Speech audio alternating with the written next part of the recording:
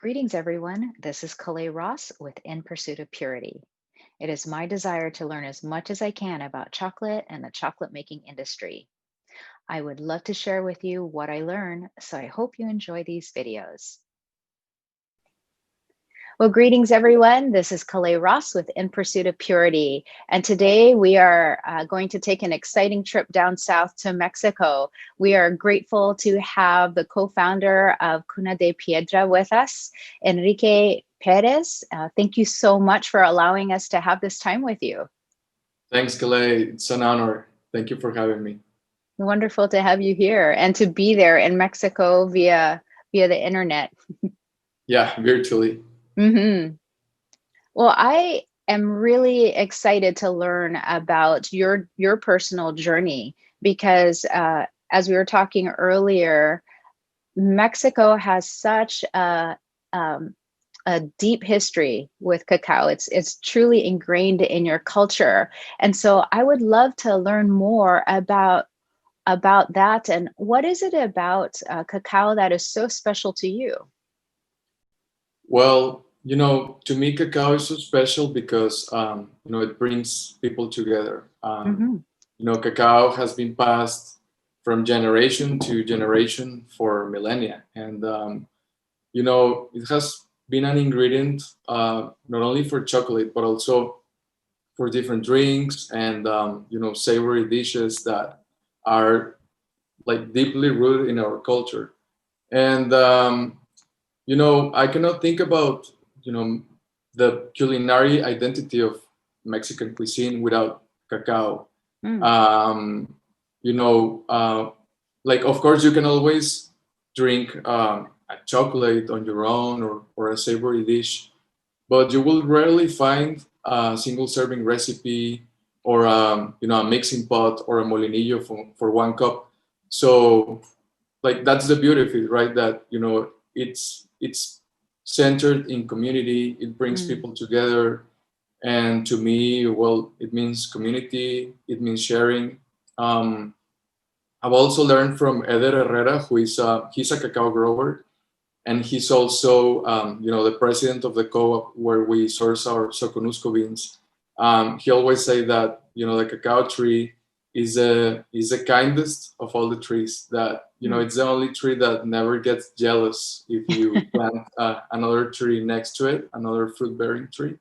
Like for example, if you plant a mango tree next to a mamey tree, they start competing between them, right? But this is not the story with cacao.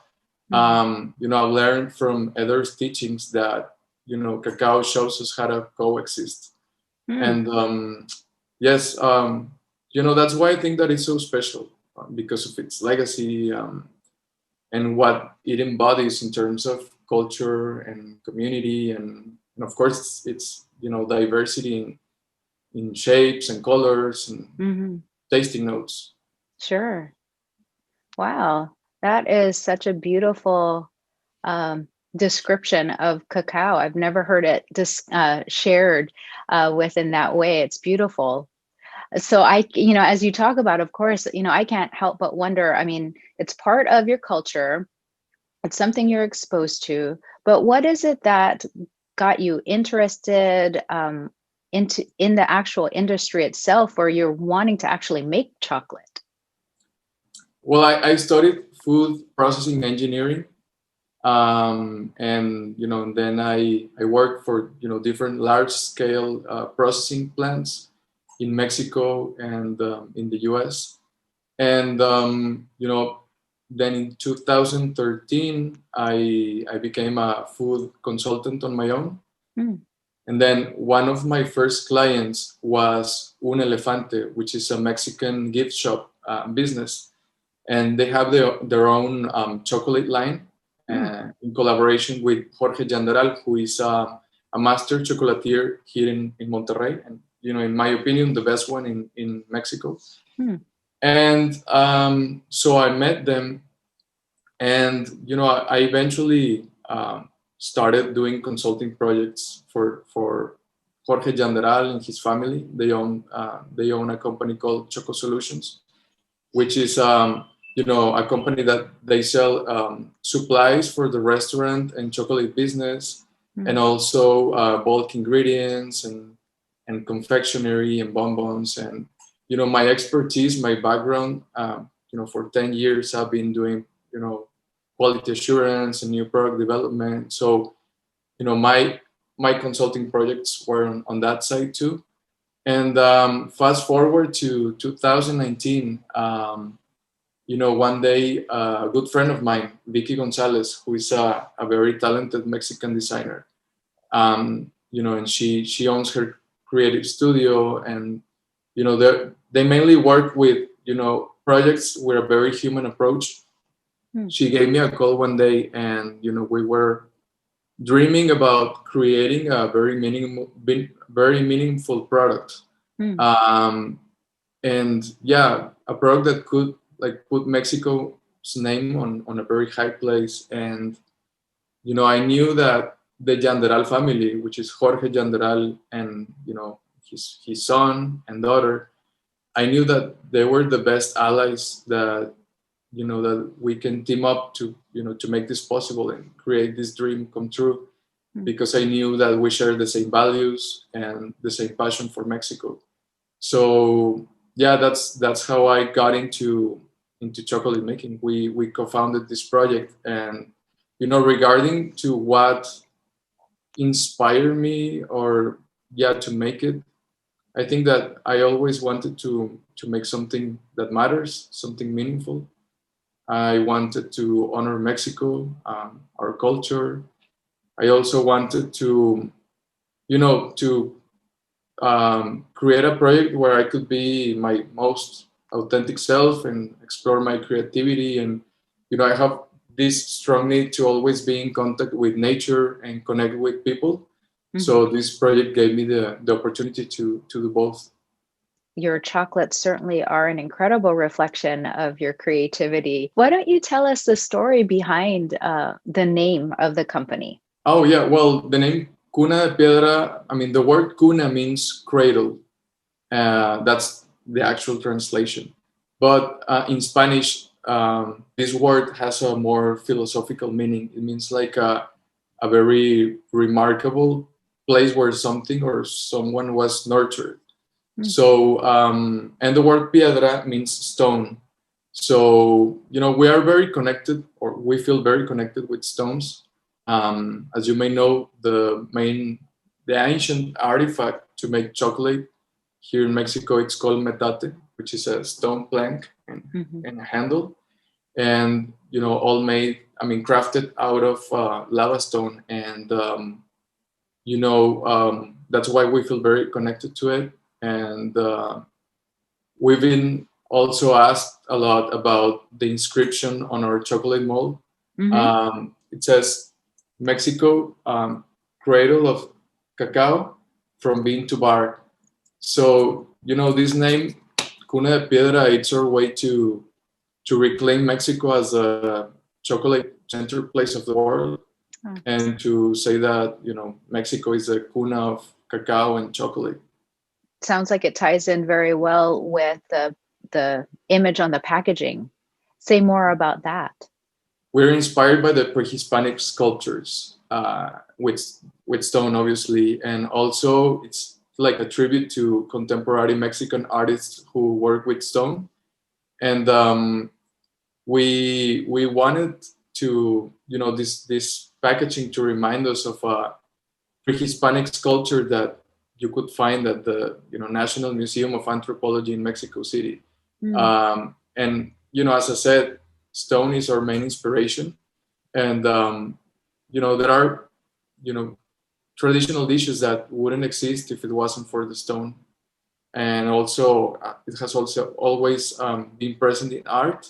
So that was the inspiration, and this was possible because of Vicky Gonzalez, our co-founder, and her creative studio. And I think that they couldn't have done any better. They couldn't have done it better, because we like it a lot. We people like it also. We're very happy that we also won the Chocolate Alliance Award, the Gold Award, for the best packaging. So we're very Wow. happy about that too. That people can resonate with the essence of what inspired us to create it. I know that with, as you're talking about your creativity, and this cacao being a vehicle in essence to exhibit your creativity, tell us about, your different flavor combinations. Um, I know that every one of them has a story behind them, but which of the bars has the most memorable story behind it? Well, this is a tough question because it's like asking a parent like which one of his kids is his favorite. But um, if I'll have to choose one, a memorable story behind the bar, maybe that will be both of our mezcal bars. I traveled to Oaxaca back in 2019 to look for the perfect mezcales for our chocolates, Mm. and it took me 4 days to find the perfect ones. And I remember my last day of my mezcal hunting trip, not feeling very optimistic because even though I tasted lots of incredibly good mezcales, none of them had the specific tasting notes that I was looking for, Mm. for the two origins that we have, until I went to Matatlan, which is a town in Oaxaca. And it's also considered to be the world capital of mezcal. And I remember that, I went there, and I also visited different palenques, which, by the way, palenque is the name for the traditional mezcal distilleries. So I went to different palenques, and then I went to Joel Santiago's palenque, and I tasted all of his mezcales, and I tasted his Espadín Joven, and I remember that all my senses were delighted after Ah. tasting it, and and I remember that I said, this is it. I like it. I love it. It's fresh. It's herbal. It's citrusy. It's balanced. It's the mezcal that I had in mind when I thought of creating this bar. Mm. And I remember that he smiled at me and he told me, well, that actually is, he told me that it was actually his father's favorite mezcal. And it was Wow. something very special because his father is Don Tacho, which is one of the remaining traditional maestro mezcaleros of Mexico. He's an 80-year-old man, and he's a true legend. So then after that, I visited Cudberto Santiago's Palenque, and it was also a very pleasant experience. His reposado blew my mind. So yeah, it was so inspiring to see how both maestro mezcaleros and their families and their crew, how much dedication and passion they put in in every stage of the process. So, Enrique, please share with us some of your most memorable cacao centered moments that have had a significant impact on the way you view cacao, you view life, etc. Well, I think that the most memorable moment was when I visited Soconusco for the first time. It was my first origin trip, and I was very excited about that, and also about what Soconusco means, not only for Mesoamerican history but also for world history of chocolate. It's where the Mocayas domesticated the cacao 4,000 years ago. They decided Mhm. to settle there, and from there, cacao was spread to all of the other regions of Mexico. So I remember that when I arrived to Rayen, which is the name of the co-op where we source our Soconusco beans, that it was so incredible to see how in reality the cacao brings people together. Mhm. You know, I saw how the the members of the co-op, they they gather to have breakfast, and at breakfast they have pozol, which is a cacao. I mean, it's a water-based cacao and maize drink, and then everybody goes to start their day at the co-op, and then they gather once more to have lunch together, and at lunch they drink cacao juice. Mm, So I don't know, it was so touching to see how they gather, and they how cacao brings people together, and also how fiercely they protect their piece of land, how mm, they are so proud of it, and they protect it as the the best legacy of their grandparents and their ancestors, and the love and passion that they put in their small piece of land. Also, it was so, I don't know. To me, it was something really beautiful to see how everything made sense. mm, How Cuna de Piedra started to make really sense after my first origin trip, and witnessing how the cacao trees and mango trees and tropical flowers and animals and this incredibly beautiful, majestic 600-year-old ceiba tree all coexisted wow. in the same place. And it was so touching to see how every life form in this universe has a reason to be and belongs here. Hmm. Um, and I wish that more people have that experience when travel is possible again. Hmm. And it was also a bittersweet memory, because we were staying in a place just 10 minutes driving from the cacao farm, and I couldn't believe how in reality the city is eating into the jungle. Just right in front of the place where we were staying, there was this huge shopping center with this American multinational retail store and all of those chain stores, and Mm, and I was so sad to see that, because yeah. I couldn't believe it. That land used to belong to the jungle, and I cannot imagine how many cacao trees and how many ceiba trees and tropical flowers and animals they had to get rid of in order to build that. Hmm. But yeah, that's why I say that it's a bittersweet memory, but it has also impacted and shaped, personally, and my project in a very spiritual and existential way. Hmm.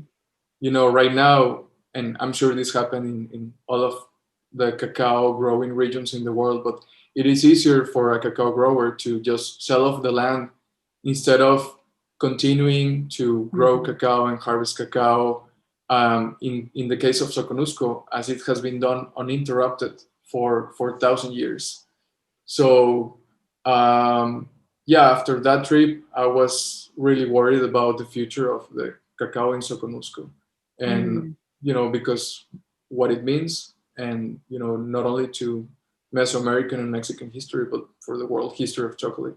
yeah. So it's really important to be very mindful about what the current situation is, and to do whatever it takes to protect it. Hmm. Yeah.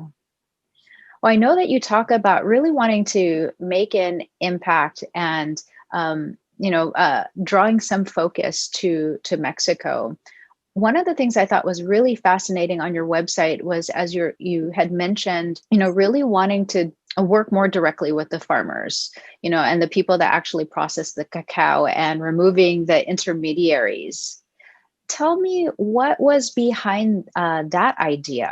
Yeah, well, since the beginning, we thought of doing it because it made so much sense to us, and it was like in alignment with our values. And even when we started, we promised ourselves to take an extra step and not only work with cacao growers who grow and harvest the fruit, but also who ferment and dry the beans, because this way they can make more money. Hmm. And I think that it will be easier for us as Mexicans to to own a private fermentation center and just buy wet beans and do the rest of the work ourselves. but we really wanted to do that because, you know, if we really want to see a change in Mexico, we we have to make sure that the growers are thriving, and you know, and that are being empowered. And you know, it's really important to us, and not only with cacao, but we're doing the same with all of our other ingredients, like our inclusions, our hibiscus Mhm. flower, our yeah, our spring salt, even our mezcales. And yeah, to us, like, I personally, or we don't have anything against middlemen, as long as, you know, as long as the cacao makers, you know, make sure, you know, what's behind that, you know, that Mhm. the growers are really thriving. Because, you know, if we really want to see them thriving, we need to make sure that the value is staying within the community. Sure. I think that knowledge if knowledge stays in the community, and you know, they can make more money, you know, in the long run, those are the key elements for their economic growth. Mhm. Knowledge is power, and you know, if they have knowledge, they can change their situation. Sure. This leads me to ask the question of what is it that you are most proud of when it comes to your contribution, your company's contribution to Mexico's cacao industry? Well, I think that maybe the fact that, you know, our project has been evolving so fast, um, you know, maybe that can be something to inspire other new chocolate makers, Hmm. you know, to, you know, to start growing. You know, I think that it doesn't matter how small you start or how new you are. um, if you work hard and you follow your passion, you can basically get whatever you want. I mean, we when we started, you know, after different, you know, several months of trial and errors and development, we finally launched our project in November 2019. And then 4 months after that, you know, we exported our first order. And, you know, before turning 1 year, I mean, our bars were being sold in 9 different countries, in three Hmm. different continents. So, you know, I think that this could be something to inspire, and to let other chocolate makers know that Mexican cacao is top quality and it can be valued and praised in everywhere in the world. And Hmm. also to maybe inspire people that are curious about starting a new chocolate business in Mexico, a new bean to bar business in Mexico, and Hmm. may feel overwhelmed about how crowded the I mean, the international scene is getting. If you work hard, as I said, and follow your passion, you can get whatever you want, basically. So I hope to contribute in inspiring others. What is it that you did that helped to get through the barriers that COVID-19 created? Because your company is fairly new and it's thriving despite all of the limitations that COVID has created. Well, it wasn't definitely easy, but we try to stay creative. We we have an incredible ally, which is our distributor in the US, a priori, and they've also been very supportive. Here in Mexico, our consumers have been very supportive too. Um, we try to use this time to innovate. That's why Mhm. we launched our drinking chocolate line. Um, we, you know, we had this time to, I don't know, to think about what was the core of, you know, the main reason why we started this project, and that's why we launched our chocolate de mesa, or drinking chocolate line, to connect and, you know, remember the deep roots of our traditions of chocolate consumption in Mesoamerica and Mexico. And that's why we also launched our molinillo in collaboration with Acer Común in Oaxaca. And yeah, I think that we stayed creative. We trusted that it was a unprecedented time, and that we were all in the same page, and lots of things were out of our control, and that was Mhm. okay. So we stayed creative, and we innovated and launched new projects. I mean, new products, and our molinillo. I think that's very encouraging because, as you see a number of businesses starting to close as a result of COVID, your story is a true example of how innovation uh, is bred even in times of hardship. Thank you. Yeah, as I said, it was not an easy task, but we were a very strong team. Our co-founders are are incredibly relaxed in these kind of situations. Maybe I'm the one who's a little bit more stressed when something is unprecedented, but we have a very balanced team, and also our crew is incredibly talented and super hard work crew, Mhm. and very passionate about what they do. So we all rolled with the punches and stayed Mhm. creative. I was working as a consultant by myself for over 10 years, and then witnessing that when you are in a very supportive team, and when when more people get together and share their passion, we can make things uh, with a more, I don't know, more, I don't know how to say it in English, but with a lot of soul and lots of impact. Mhm. I think that captured it. Well, what is it that you would like people to take away from this interview? Well, I would like them to know how important Mexican cacao is, not only for the Mexican history, but also for the world history of chocolate.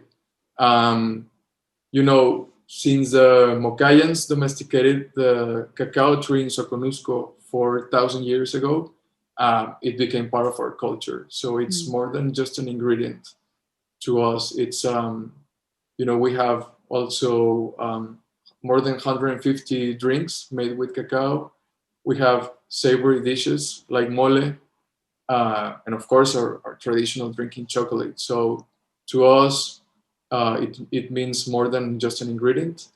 I would like them to know that our culture, um, the cacao consumption in our culture is always centered in community, Mm. and that it means sharing, and it means togetherness.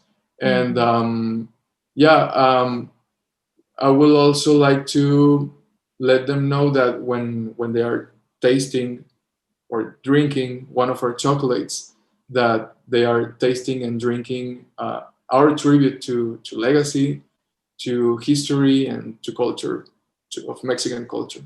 And what an incredible tribute that is through your drinking chocolate and through your chocolate bars. It's just fantastic representation of your country. Thank you, Calais. Thanks for the encouragement. Well, thank you. I mean, your story has certainly been an incredible encouragement to me, as well as I'm sure to other chocolate makers. Your story is one of dedication and perseverance despite the challenges, and how that can allow for great innovation. So, thank you for all that you do. Thanks for having me, and it's an honor. It was a pleasure talking to you. Thank you so much, Enrique.